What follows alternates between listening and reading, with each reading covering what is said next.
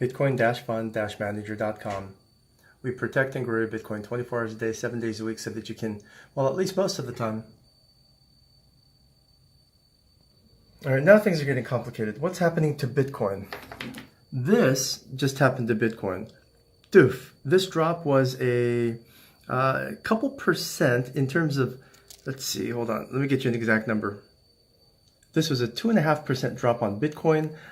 If you count from up here, it's about a 3% drop on Bitcoin, which was about 7.5% drop on Ethereum, which is what caused this dip. Now, let's go to Ethereum and see what this is all about. Chain Security is a security auditing firm. It's a blockchain security auditing firm that was hired to audit Ethereum's new Constantinople upgrade. And literally 4.5 hours ago, before this video, they released this Medium post saying that Ethereum has a vulnerability where you can actually double, triple, quadruple spend, if that's accurate. Double check me on my accuracy on what they're saying. But yeah, basically, it's an attack vulnerability where hackers can steal Ethereum, is what they're saying. So that blog post was not released at this time. That blog post was actually released at this time. And just before this time, you can see, actually just after this time, to be honest with you, this dip happened, doof, and then the blog post was released. So literally, but these are 30-minute candles. So within minutes. So this is why I say insider selling. Dumps occurred minutes prior to security audit public release right here. Dumps, and then the Medium article was released at this URL. You can read that entire URL if you wish. Now, about 3 hours, about 3-4 hours even before that, we had another big dump here. So this looks like real insiders. And then this looks like inside circle guys. And then this is the public. This is when Coinbase announced it on their website. So we had a couple big dips on Bitcoin. But wait a second, didn't Bitcoin drop and then caused Ethereum to drop? No. Literally, if you look at the clock, Ether dropped first. Ether dropped from here to here, and then within about 3 or 4 minutes, Bitcoin dropped.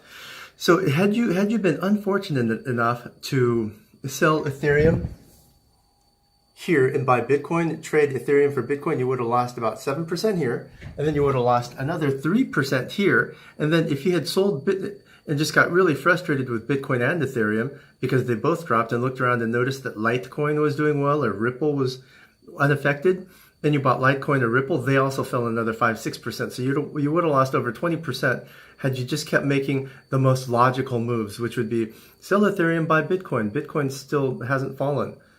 Bitcoin falls. Well, you look around and say, oh, geez, I don't know how far Bitcoin will fall. And you see that Litecoin and Ripple and, I don't know, ADA are all still in the green. So you buy those guys. And then as soon as you do, they fall another 6%.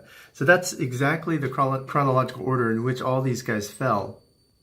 So, okay, so here's the big question. After this huge fall, so what should I do?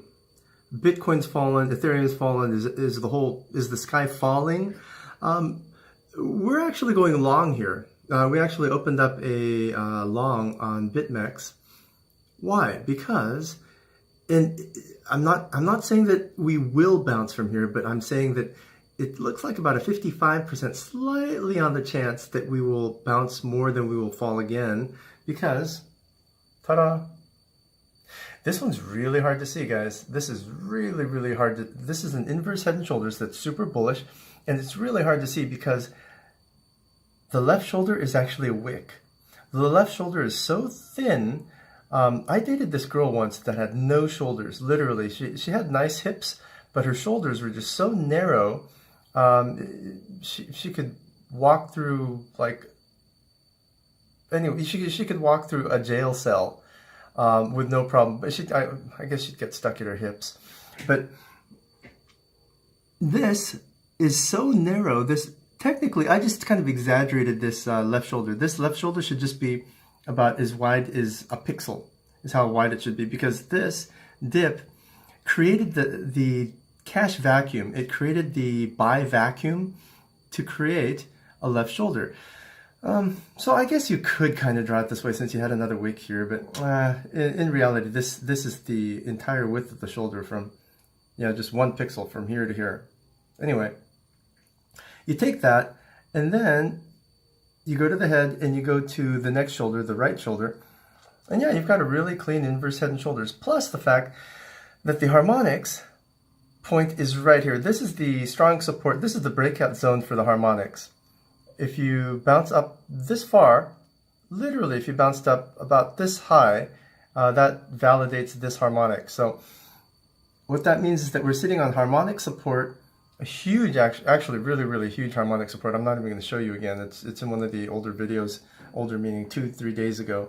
So just go back to 3 videos ago or whatnot. You can see what I mean by this huge blue patch here. So it looks bullish.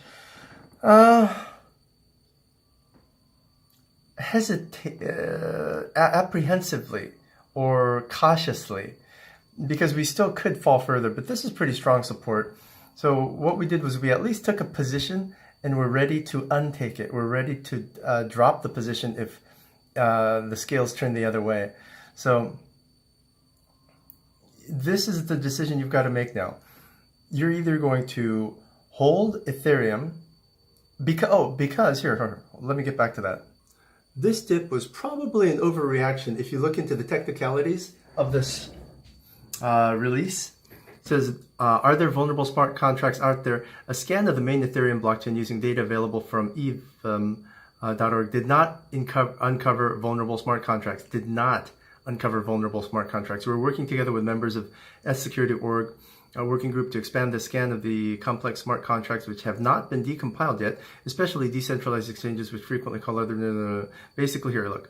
Please keep in mind that a warning of the is in many cases not exploitable, but needs careful analysis. All they're doing is saying this could be happening, but we haven't found anything that says that this is or even can happen, because it may not even be exploitable.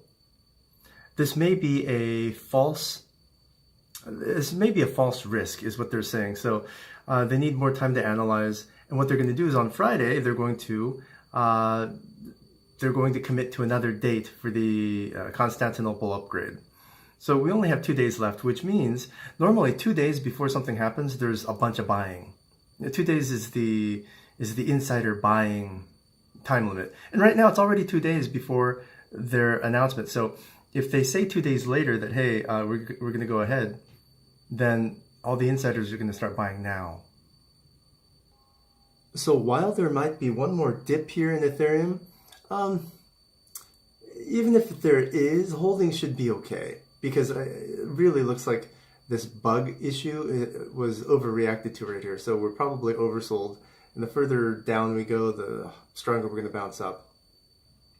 So between that and Bitcoin's strength, we don't think it'll fall much further, if at all. We might go straight up. So like I said, I'm not confident in either direction yet, but we're slightly leaning towards this being the bottom of this particular move and moving up from here.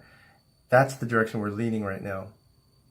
So if we do, that puts Bitcoin's next stop right at 39.20 on Binance, 39.20. So just over $3,900 is the next target for Bitcoin before Bitcoin starts possibly retracing 2% here or bouncing around the zone and then breaking out further. So we do expect Bitcoin to continue up this path up until late February. For now, that's what we're looking at.